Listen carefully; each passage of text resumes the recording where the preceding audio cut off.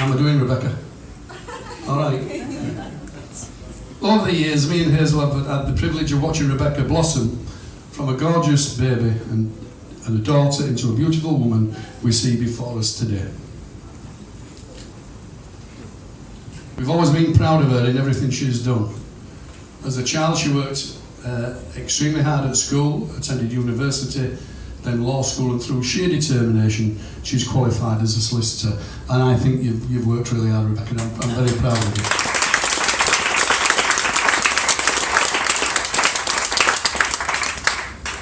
Today was an extremely proud moment for me, and emotional. I walked down the aisle with Rebecca. She looked like a true princess. Unfortunately, Paul's dressed me in this outfit and I look like a frog. I can say, Rebecca, with confidence, your grandparents, who sadly cannot be here today, are extremely proud of you and your achievements. And I would like to make a toast to absent friends, because Paul, I understand some of your family, for reasons, can't be here today. So could we just have a toast to absent friends? Absent friends. Absent friends.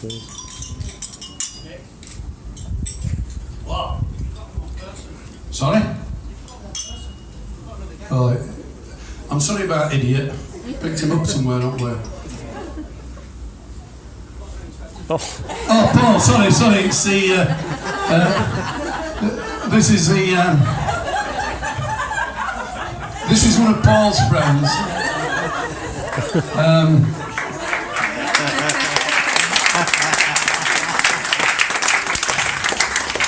For those who don't know, Paul likes to be handcuffed to Smurfs.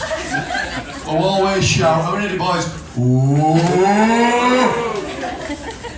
Yeah, I hope that didn't embarrass you too much, Paul. No, thanks. I would also like to thank my wonderful daughter Melissa for all her efforts in making this such a wonderful day. The organising of Rebecca will not have been easy.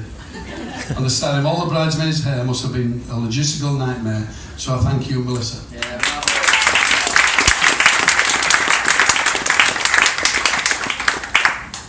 I think we can all agree that the bridesmaids looked absolutely fantastic. Round of applause. I'd also like to thank my wife Hazel, my lovely wife Hazel, for all her efforts as organising Rebecca and her efforts leading up to the wedding day, which, let me tell you, is not easy. Now, it's traditional at this point for me to share some stories about the bride. Don't sigh, Rebecca. But don't worry, Rebecca, I won't embarrass you in my speech.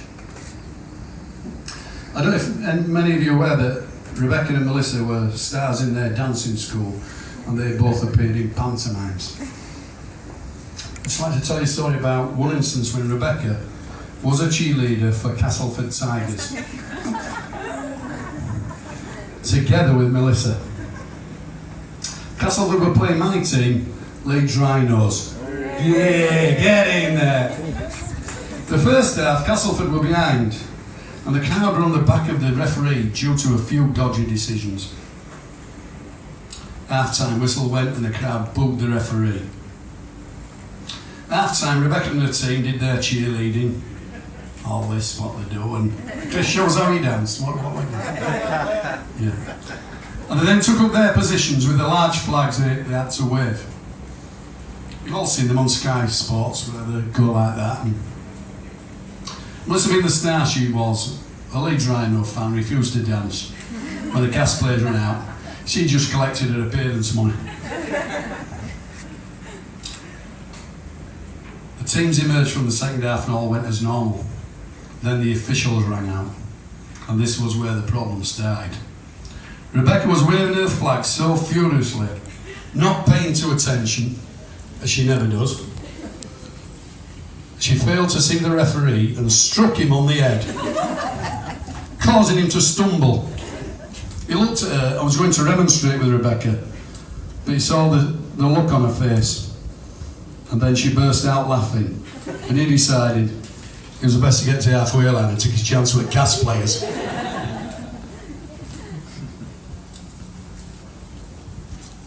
The Castle supporters loved it. So The moral of this story, Paul, just one word of advice. Don't make any dodgy decisions and you'll be okay.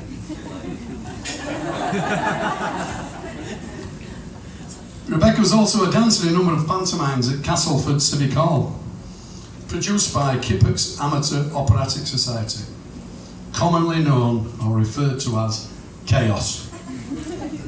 A bit like these two. Well, they normally operate, they're either going on holiday, organise their life. It's chaos and it resembles a pantomime. If you've ever been on holiday with them, they're a nightmare. As a result of being in Chaos, Rebecca auditioned at the Leeds Grand Theatre. Signed the pantomime with Michaela Strachan, fit young lady. You fellas will remember her, won't you? Yeah. Cobra from Gladiators. We've got the weightlifters. Where's Christine? Oh, he's a bit of a weightlifter, aren't you? And also Bobby Davro, which people seem to think resemble everyone. My mates at work call me Davro. Rebecca even got a short speaking part in this production. This was a very proud moment for me and Hazel. But the moral of this story is, Paul, is that you'll now feel like the most of us fellas in this environment. I can assure you, like me and every other husband here today, you only have a short speaking part. I can remember, and this is true, I can remember when Rebecca told us she was going out on a date with Paul, and they lived in Blakely, Manchester. I didn't even know where Blakely was. Melissa said, "I bet it's like one of those characters from Shameless." I said, "Give lad a chance."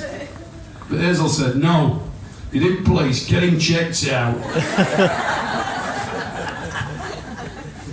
So I rang Blakely Police Station and spoke to the sergeant. I told him my daughter was going out on a date with a lad from Blakely. He said, "Oof, I take it she likes a rough sort." Don't sound good, mate. So give me your details, I'll check him out. I was there for about 10 minutes. I thought, bloody hell, how much form has he got? He returned a short while later and said, "You're in luck, mate. He's with us at least once a week. But it's no problem. He just sleeps that red wine off and we boot him out."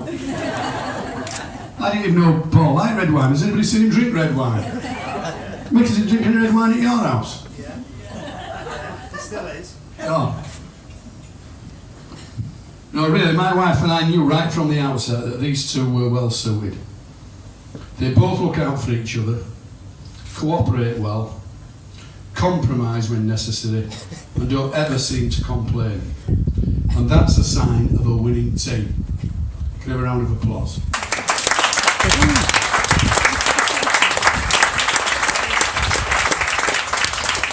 Which might seem an unusual concept for you, Paul. You've been a Manchester United fan. Winning team, United don't win these days, do you? Joking apart, me and Hazel were helping Paul and Rebecca to organise the seating arrangements for this fabulous wedding celebration. Paul and Rebecca said, the company said, "I tell you what, the persons that give the most, donate the most to either the wedding present or whatever, can be seated nearest at front." So Paul and Rebecca have asked me to inquire, "Will you look on that table over there? Is it possible for you to club together and get the other oven glove for the first wedding anniversary?" We can do that. How are we doing, Rebecca? All right. I suppose to be a 10-minute thing. It's customary on these occasions to give the happy couple some worldly advice on marriage. So I'll try to offer a few words of wisdom based on mine and Hazel's long and happy marriage. I'm a detective, sometimes I lie. Remember, Paul and Rebecca, that marriage is like a deck of cards. In the beginning, all you need is 2 hearts and a diamond. A few years later, though, there'll be times when you really do think, you wish I had a club and a spade.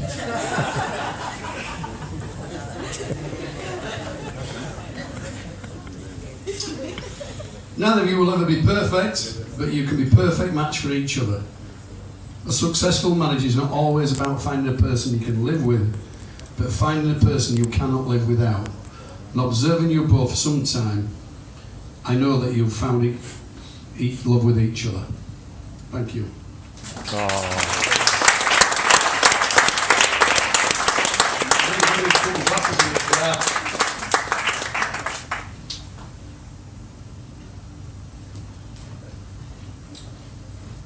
Hazel always asked me to give them some advice on how we've had a long and happy marriage such as ours. Well, Rebecca and Paul, when I find out how to have a happy marriage, I'll let you know. No, really, some people are always asking about the secret of our long and happy marriage. Isn't that right, Hazel? Well, what we do is we take time out. We go to expensive restaurants twice a week, have a little romantic candlelit dinner, some soft music, a bit of dancing and a bit of smooching. Stop there. Hazel goes Monday and Thursdays, I go Fridays and Saturdays.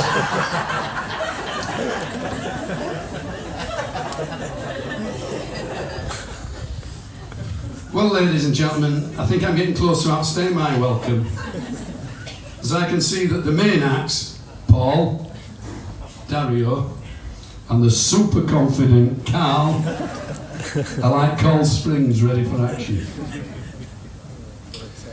I would just like to add, some of you thought I was going to sing at Rebecca's wedding. Ready, Carl? What do you mean, no? But for some unknown reason, I've been prevented from doing so. I wanted to sing with Dario and Carl, and I was going to call us the Three Tenors. But Melissa said we'd be like the 3/9 Bob Notes. So because I've not been allowed to sing, I've written a little verse to the happy couple.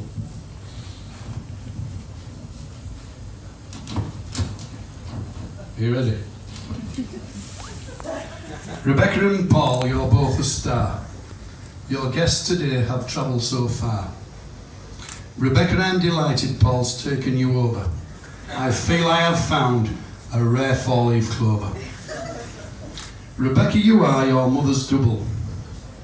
Lucky for you, Paul, you've married some trouble. Rebecca, so sweet like Manuka honey.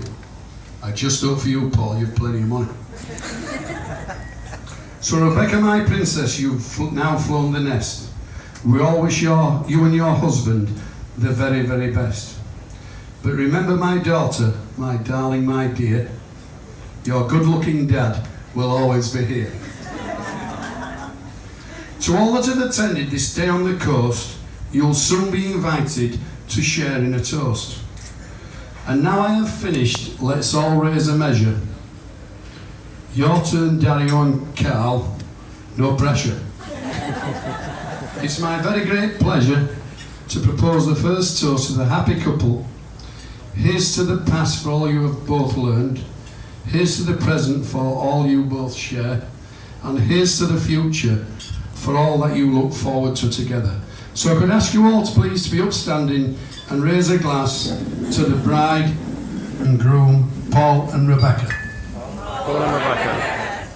Thank you very much. I haven't bored you, I only had 10 minutes. Thank you.